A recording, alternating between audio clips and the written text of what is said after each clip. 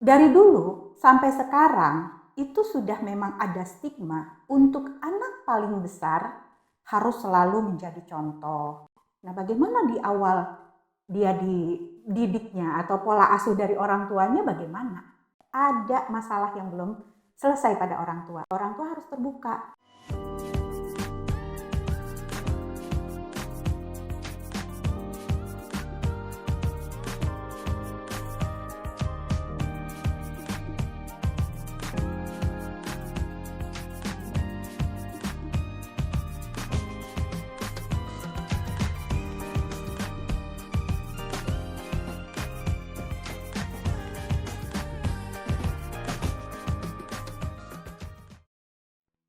Halo para kawardian Saiga semua, berjumpa lagi dalam Saiga Hipnoterapi Video Podcast. Tentu saja saya tidak sendiri, kali ini saya kembali ditemani oleh Bu Widi. Ya, Apa kabar Bu Widi? Sehat? alhamdulillah sehat. Luar biasa ya. Selalu menyenangkan kalau bertemu Bu Widi ya. Energinya itu positif sekali. Oke, kali ini kenapa saya kembali bertemu dengan Bu Widi untuk membuat video podcast ini?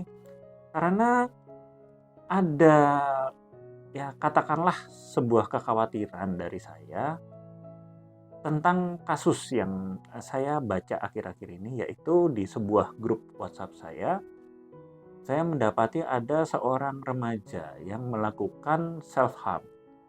Dan pada kenyataannya dalam praktek saya sebagai seorang dokter, saya juga mulai sering ketemu kasus-kasus self-harm seperti ini.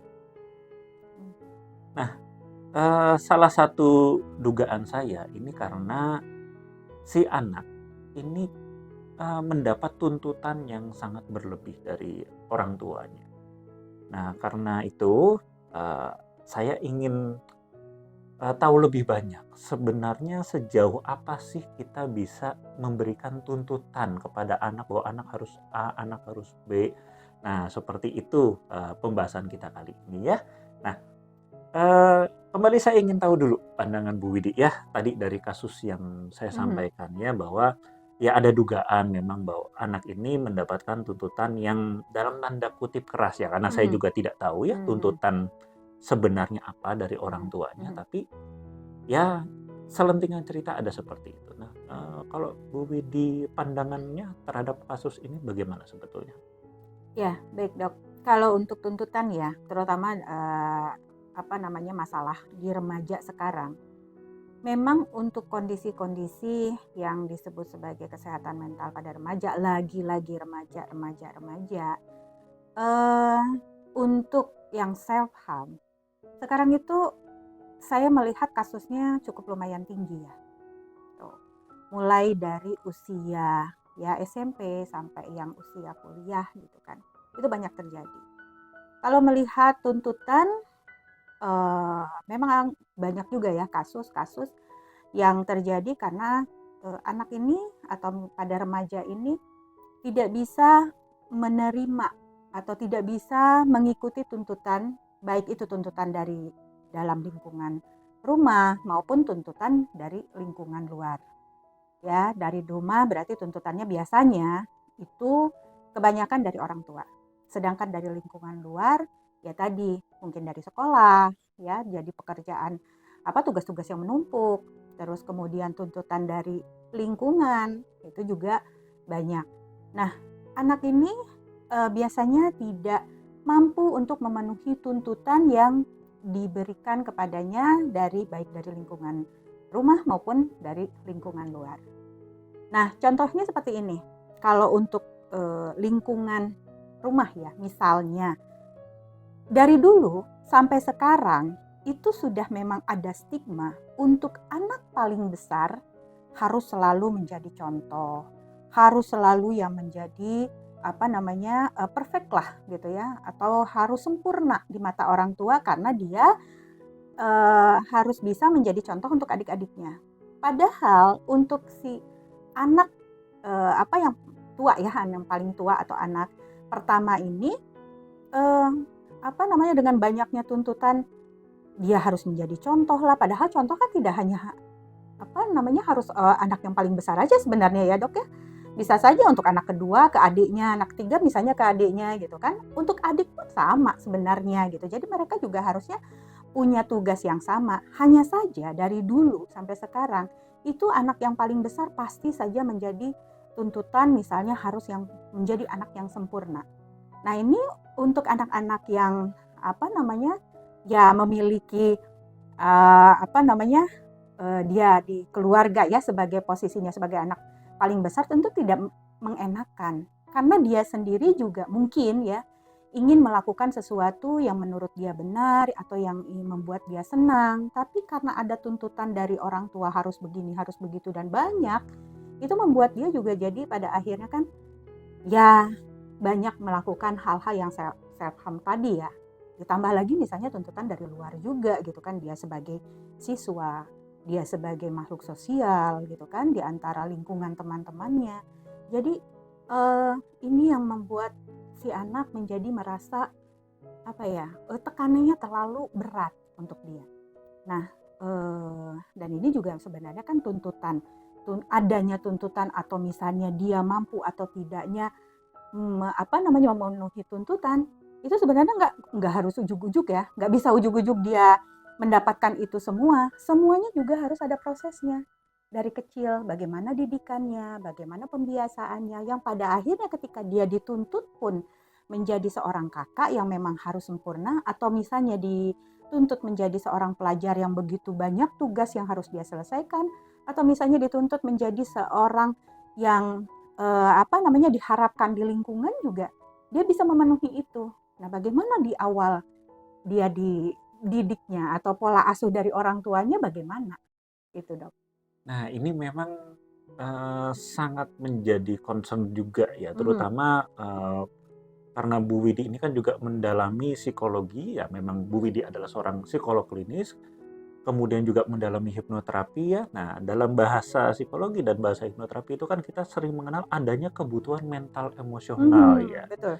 Nah, apakah ya itu tadi, masalah ini terjadi Mhm. karena orang tua itu juga banyak menuntut, padahal Mhm. tadi kebutuhan emosional dalam artian, ya katakanlah kalau saya sebagai dokter yang fisik kan, ibaratnya ini anak nggak kita kasih makan, Mhm. terus kita suruh dia lari sampai 10 kilometer, 20 kilometer, ini padahal nggak dikasih makan, Iya, iya. gizinya kurang. Mhm. Terus tiba-tiba kita nuntut dia harus bisa. Kan agak lucu ya, Iya, ya. Nah, betul. apakah, kebutuhan mental emosional ini yang tidak terpenuhi tadi, Bet itu juga mempengaruhi mhm. akhirnya, daya tahan dia Mhm. terhadap tuntutan orang tuanya? Nah, Mhm. ini gimana? Nah, eee, kalau misalnya ya berhubungan dengan kebutuhan mental emosional, memang betul itu, Dok. Jadi seringkali orang tua lupa ya. Orang tua seringkali banyak menuntut tugas atau pertanggungjawaban anak dalam apa namanya tugas-tugasnya atau apapun itu yang diberikan oleh orang tua, tapi orang tua lupa kalau sebenarnya anak juga butuh kasih sayang. Ini harus balance sebenarnya, Dok. Ya. Ada yang memang penuh kasih sayang tapi lupa diberikan tugas. Nah, ini juga sama aja, Dok. Mentalnya juga sama rapuhnya. Kenapa? Ya, tadi kan seperti ibaratnya ya, tadi dokter bilang kalau misalnya dia disuruh lari sekian kilometer gitu, tapi langsung lari gitu kan, tanpa ada pemanasan, walaupun dikasih makan banyak, kebayang kan, Dok? Betul, iya. Tetap aja dia nggak bisa. Sama halnya kalau misalnya dia udah pemanasan, tapi nggak dikasih makan juga sama. Jadi ini harus berimbang. Jadi antara kebutuhan mental emosional memang harus didapatkan oleh seorang anak dan dia juga harus dipersiapkan juga itu kebutuhan untuk kekuatan mental dia juga harus diberikan. Artinya begini, ketika kebutuhan secara psikologis ya atau kebutuhan dikasih sayang, diberikan perhatian gitu kan dari orang tua. Orang tua seringkali mengajak anak ngobrol gitu kan. Ngobrol juga ya memang ngobrol yang penuh cinta, penuh kasih.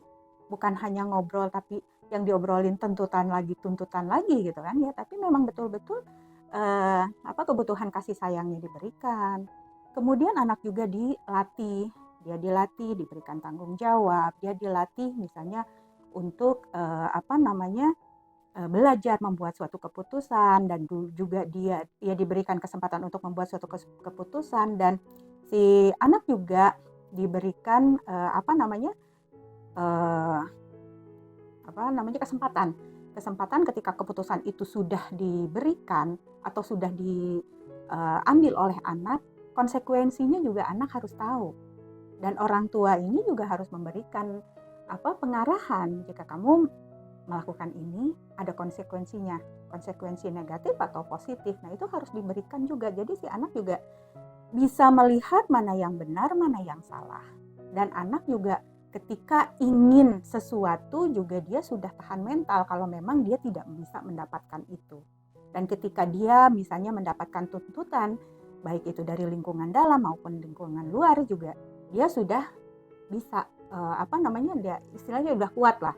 Jadi itu yang harus berimbang. Jadi antara kebutuhan secara emosional, mental emosionalnya dia dapat, kemudian latihan atau misalnya yang saya bilang kesempatan dia untuk bisa melakukan sesuatu yang penuh dengan tanggung jawab tadi juga itu diberikan.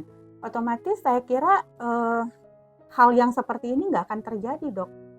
Nah, betul. Jadi tadi kesimpulannya minimal harus ada 2 ya yang kita penuhi dulu, yaitu Betul. tadi memang harus ada kebutuhan mental emosional dulu yang kita penuhi supaya dia juga punya kekuatan untuk menerima Betul. tuntutan kita, dan tentu saja ada pemanasannya nih. Nggak ujuk-ujuk tiba-tiba baru masuk sekolah, "Ayo ranking 1," gitu kan. Loh, nanti Iya. dulu ranking 10 besar aja belum pernah gitu kan. Ini Betul. tiba-tiba ranking 1 gitu kan.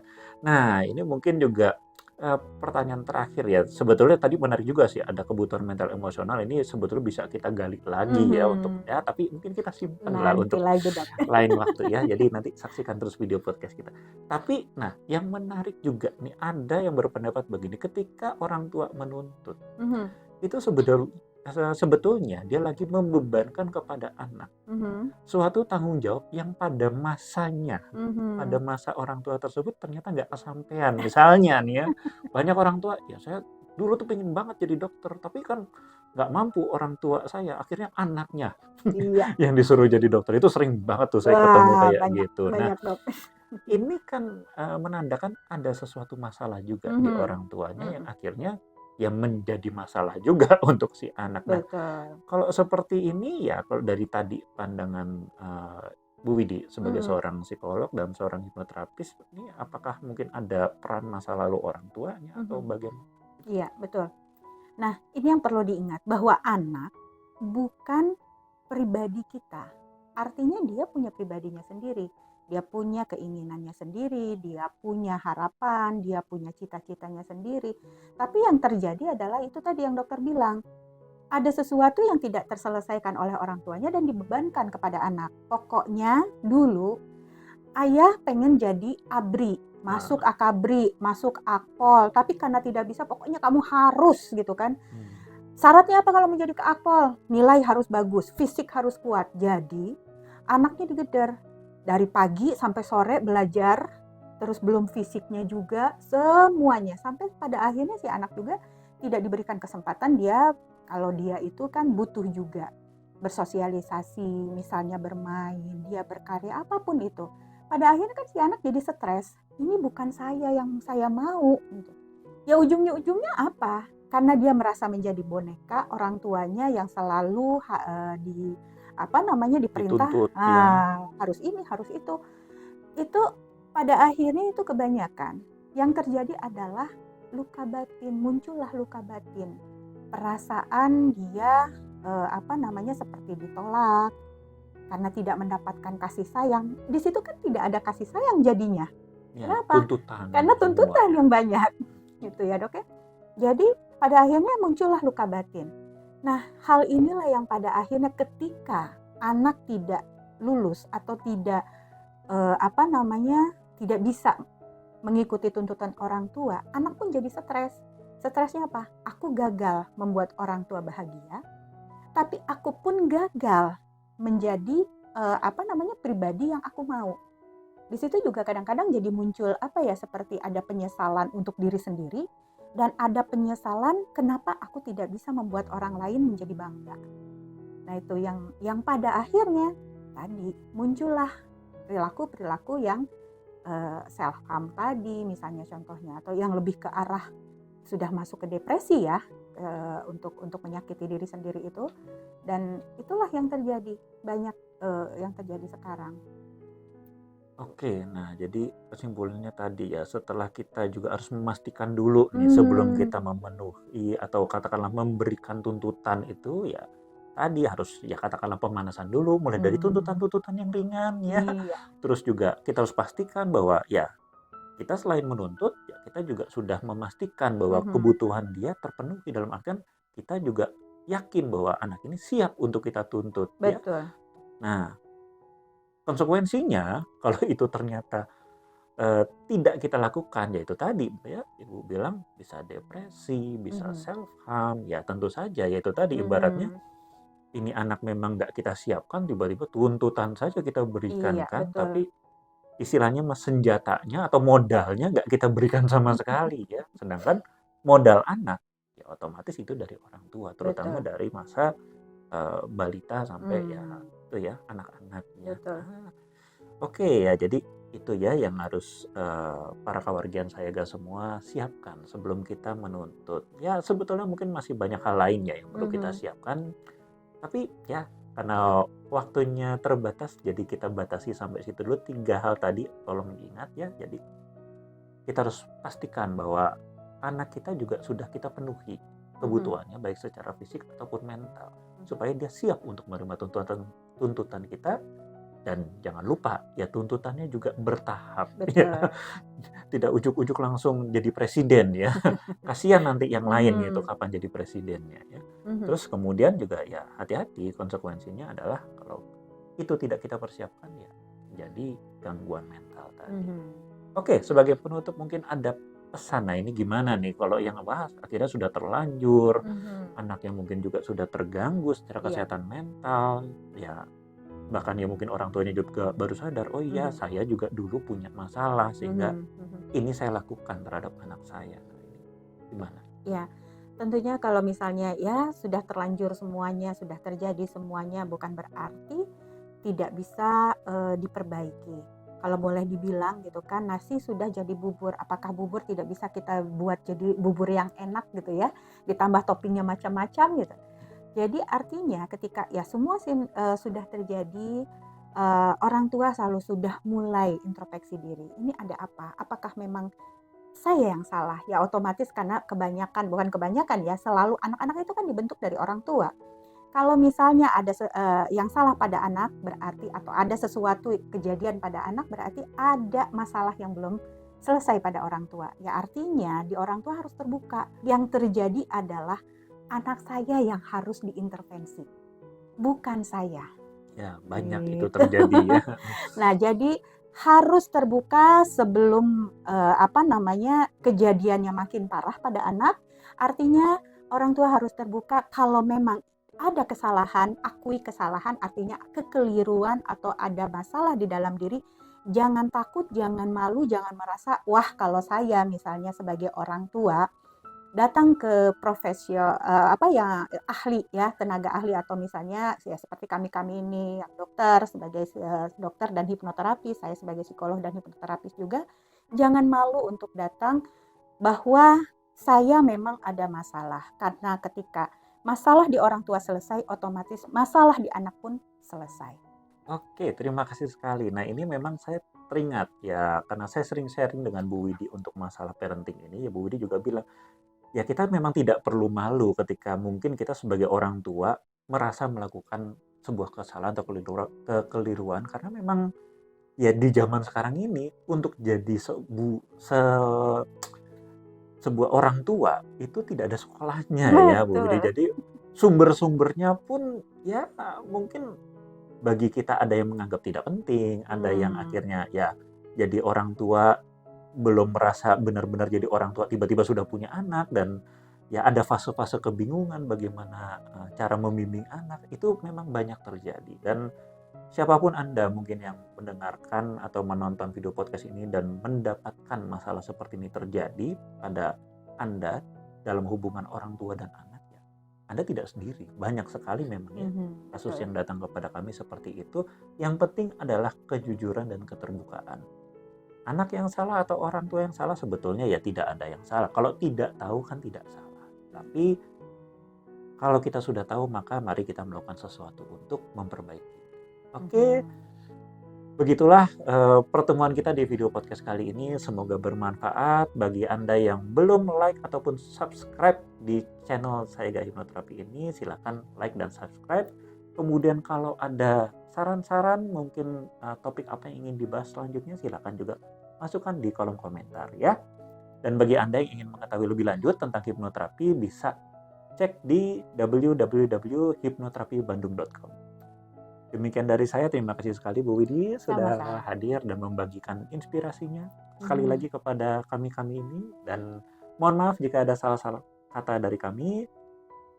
Sampai jumpa di lain waktu. Salam eling waspada lan sayaga.